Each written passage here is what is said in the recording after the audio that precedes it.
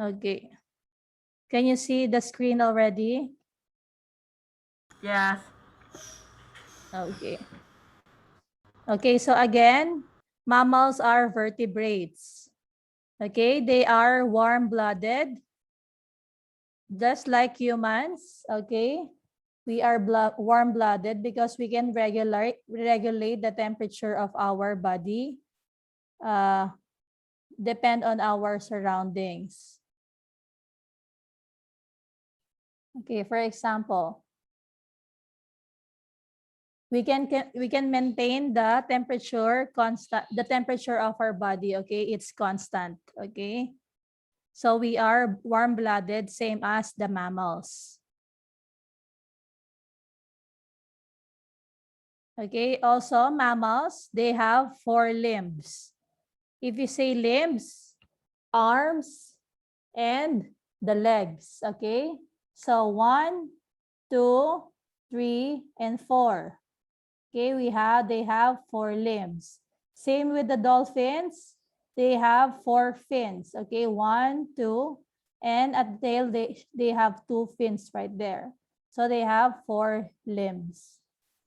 And mammals also, their baby grow inside their mother. Okay, for example, this is the mother. The baby grow inside the body of the mother.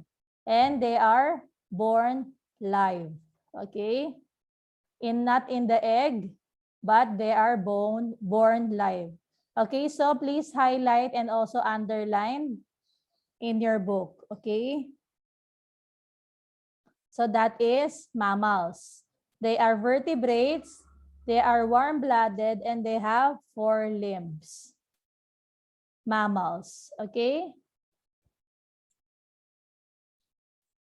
So can you give me more example of mammals? You can look at your books. Humans. Humans. Okay, what else? Dolphins. Dolphins. Okay. What else? Deer. Deer. Okay, one more. Hamsters. Hamsters. Okay, so those are mammals. Okay. They are vertebrates, they are warm-blooded, and they have 4 limbs. And they babies, mostly of them, they grow babies inside their body, their mother's body. Okay, the next one, the next group is the birds. Everybody repeat after me, birds. Birds. Okay, so group of birds are vertebrates also. They have backbone, they have spine, okay? They are also warm-blooded like us and like the mammals. Okay? It means they can maintain their constant body temperature, okay? Usually, typically above the temperature of the surrounding, okay? Just like humans. Okay, they can maintain the temperature of their body. That's what it means, warm-blooded. Also, birds are born with feathers. Okay, they have feathers. Okay, they can fly because they have feathers. Okay, they are born with feathers. Also, birds have beak or a bill. Okay, beak or a bill. They use this as their mouth. Okay, just like us humans, we have mouth, but group of birds they have beak or bill. Also, birds lays eggs, okay? They do not grow the baby inside their body, but they lay eggs. Okay? So everybody, please highlight and underline in your books for birds. Okay. So again, what group of animals are warm-blooded and born with feathers? Birds. Birds. What group of animals are vertebrates and have 4 limbs? Mammals. Mammals. Okay, please remember. Please highlight and underline in your books. Okay, let's answer the first question. What group of animals are vertebrates and have 4 limbs? Can we have, Mammal. okay, mammals. Let's see the answer. Mammals is, yes, correct, mammals. Okay, I did not change the answer here yet. Okay, the answer is mammals. Okay, so let's move on first to our book. The next one is fish. Everybody, fish. Fish. Okay. So fish, you can turn your books on page 28 now. We are on fish. Okay. So fish are cold-blooded. Okay. Except for the dolphin that we see earlier, fish are cold-blooded. It means having a body temperature varying with that of the environment, okay? Their body temperature, it vary or depends on the temperature of their surrounding. Okay, so they live in the water. If the water is warm, the body temperature is also, it will depend on the surrounding. So it will be adapted to the surrounding, okay? So fish are cold-blooded. Fish usually lay eggs, okay? They lay eggs. They usually lay eggs. But there are some fish that give birth to a live fish, but most of the fish, they lay eggs. And most fish, they are covered with scales. Okay, they are covered with scales. Fish have fins and they do not have legs. Okay, fish also live in water and breathe through their gills. Okay, so you can find the gills of the fish at the side of their head. Okay, so they take the water inside their mouth and they uh, pressure it and put it out of their gills. Okay, that's how they can breathe through water. Okay, so you can highlight and underline in your books that fish are cold-blooded. Fish usually lay eggs. Most fish covered with scales. Fish have fins, not legs. And fish live in water and breathe through gills. Okay, please highlight and underline. Okay, can we ask of you? Can I ask you? So, how fish uh, breathe? How fish can breathe in the water? Beat through the gills. Very good. They breathe through their gills. Okay. Okay, so what group of animals are mostly covered with scales?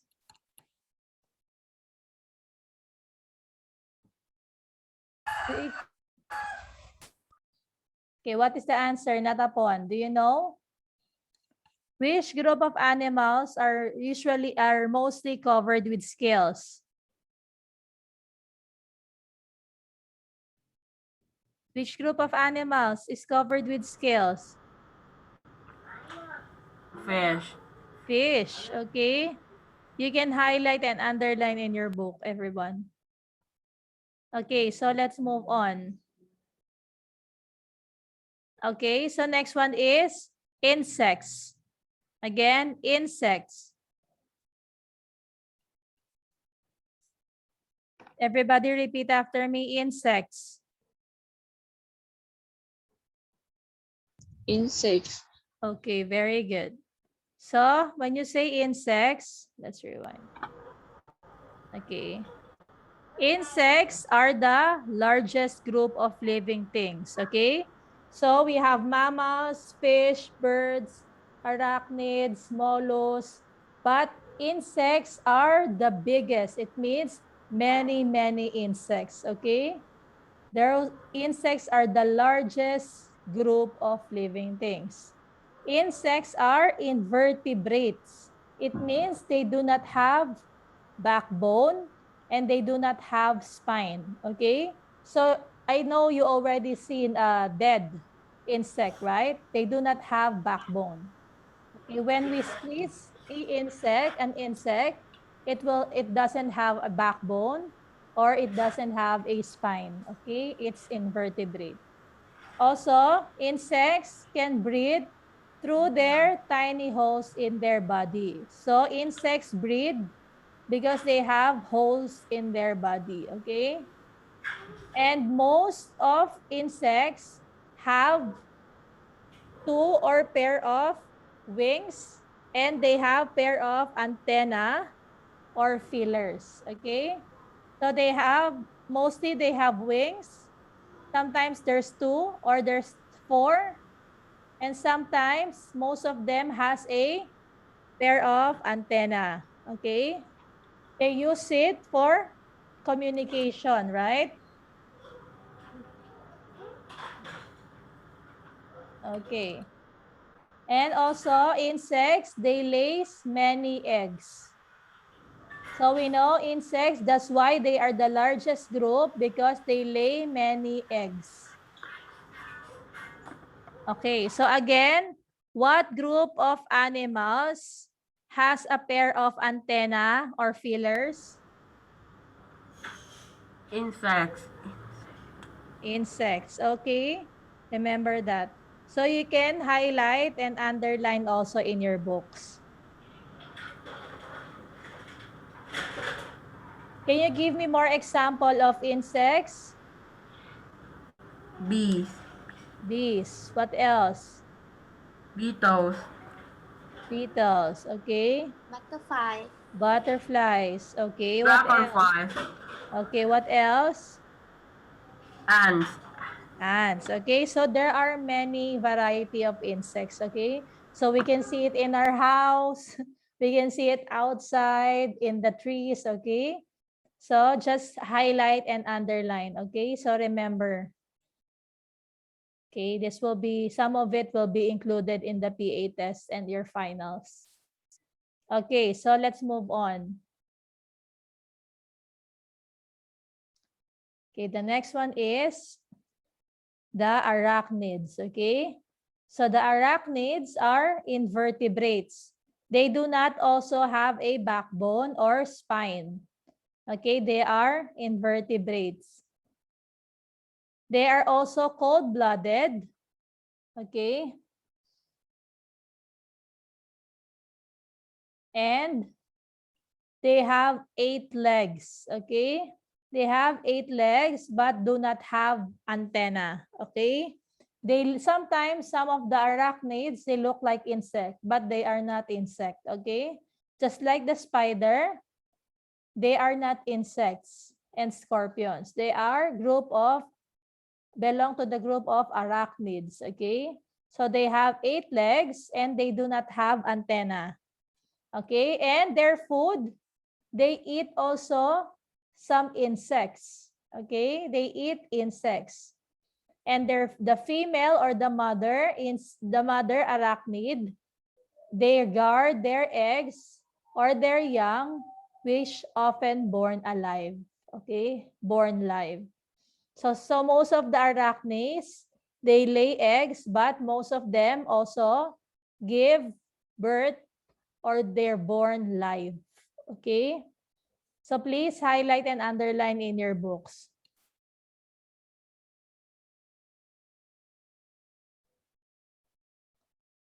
So can you give me more example of arachnids? Scorpions. Scorpion. Scorpions. Okay, what else? Pichayada. Spider. Spider. What else? Daddy long legs. Daddy long legs. Okay. And Mine. mites and ticks. Okay. So ticks, do you know ticks? You can find it mostly in dogs, right? The ticks. Okay. Ticks, there also belongs to arachnids. Okay, you can highlight and underline in your books. Okay, so let's answer the question. What group of animals are the largest group of living things?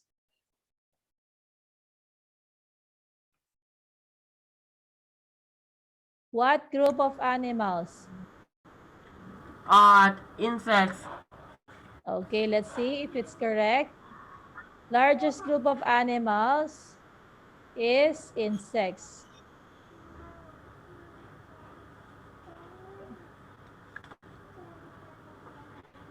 Okay, insects. Very good. Okay, so let's first do our summary. Okay, so let's do our summary for 5 items before we do our PA test. So classification of animals, we will use the quiz show. Okay, we have question and you have to choose your correct answer. So for number 1 question, okay. Number 1, can we have Vichayada? Vichayada, Choltika. Choltika. Number 35, can you answer number 1? Which group of animals are born with feathers? Is it A, mammals, B, birds, C, fish, or D, insects? Okay, can we have others? Manachaya,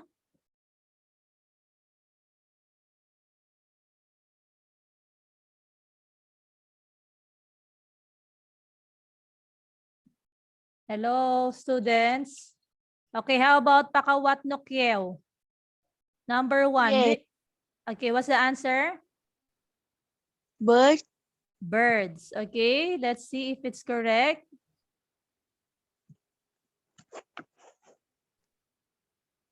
Birds is correct. Okay, very good. Group of animals that are born with feathers are birds. Okay, number 2, can I have Chanapat sa Kulpram? Which group of animals are cold-blooded and mostly covered with scales? A, mammals, B, birds, C, fish, or D, insects? What's your answer? Fish.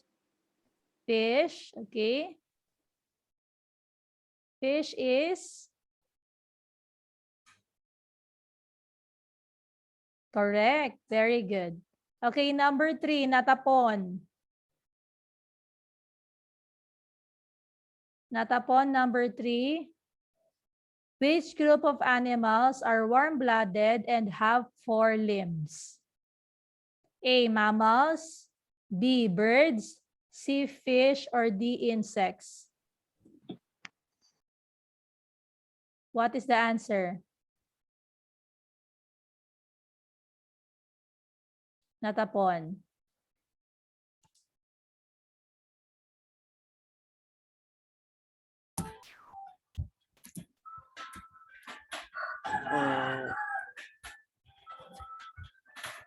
What's the answer? Fish Letter? C. Letter C. Fish have 4 legs, 4 arms. เดี๋ยวดิปลามันมีขาด้วยเหรอ เดี๋ยวดิ อ๋อ B B Letter B B B. Are you sure? Birds have 4 limbs. เล็บ นกมันมีขา แต่ไม่มีมือ มีขามีมือ D D เยอะ Is it A, mammals? Okay, this is koala. They have 2 arms and they have 2 legs, right? Okay, so the group of animals that are warm-blooded and have 4 limbs is letter A, mammals. Okay, please remember that. Natapon. Okay, let's have the next question. Can we have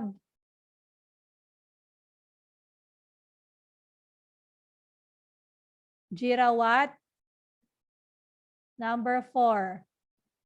Which group of animals are cold-blooded and has a pair of antenna or feelers?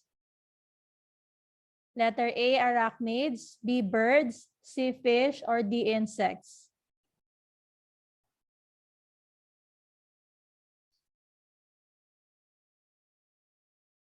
Okay, can we have Siriwadi, Pichanachon?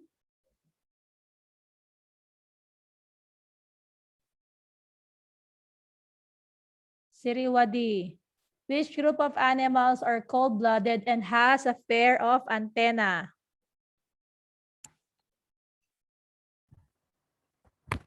Bird. Birds? Birds have antenna? Which one have antenna here? Is it insect, fish, bird, or arachnids?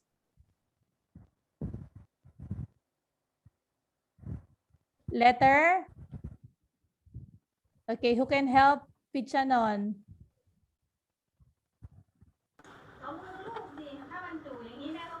The answer is letter?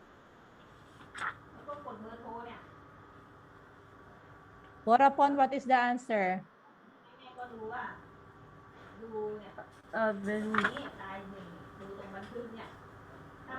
I think insects. Insects. Letter? D. Letter D. Okay, they have antenna, right? The insects have antenna. Okay, very good. And the last question. Okay. Warapon, can you answer? Which group of animals are cold-blooded, feed on other insects? They eat other insects. What is the answer? A, arachnids, B, birds, C, fish, or D, insects? Arachnids. Okay, what letter? A. Letter A. Very good. Okay, so that is for your summary for our topic for today. Please review, okay? You can check and read again in your books. So right now, we will do our PA test. Okay, so I will just show you how to do it. So our PA test will be in live worksheets. Okay, so this is your PA test. You need to write your name, your grade, and student number. And it's you have to do is to drag and drop the answer to the sentences, okay? So it's like fill in the blanks, but you need to drag and drop your answers. Okay? So this is the question, this is the sentences, and you have to put each of the words to the blank, okay? Okay, so, and also you need to click finish to get your result, the score. To get the score, you need to click finish and check my answers. Okay, so that you will do to our PA test. Okay, I will stop sharing my screen. Okay, and I will send the link to your PA test here at the Zoom. Okay, everybody open. You can open the camera also so I can take photo.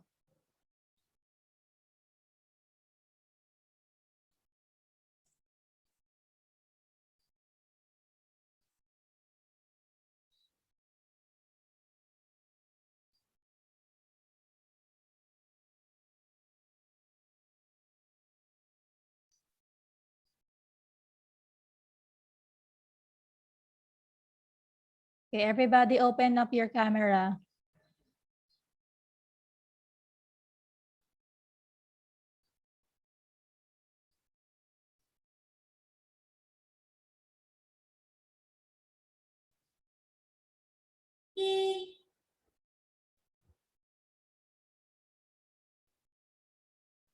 Okay, mata M.1.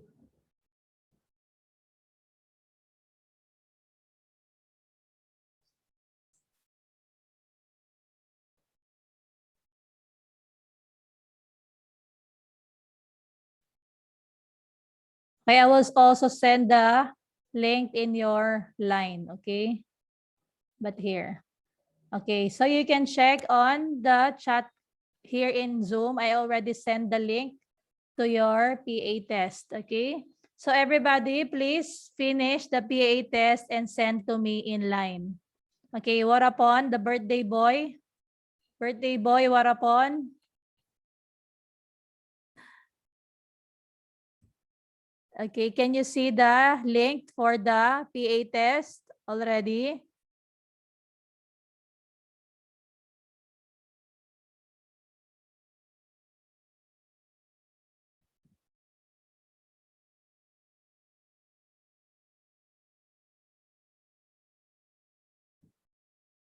Okay, answer the PA test and send to me in line. Okay, I will also send the link in line for those who cannot do it here. Okay, so I will end the meeting, everyone. I will just send to me your PA test in line. Okay, I will wait for it so I can give you score and grade. Okay, please answer the live worksheet for your PA test so I can give you score. Okay, thank you so much, everybody. See you. Goodbye.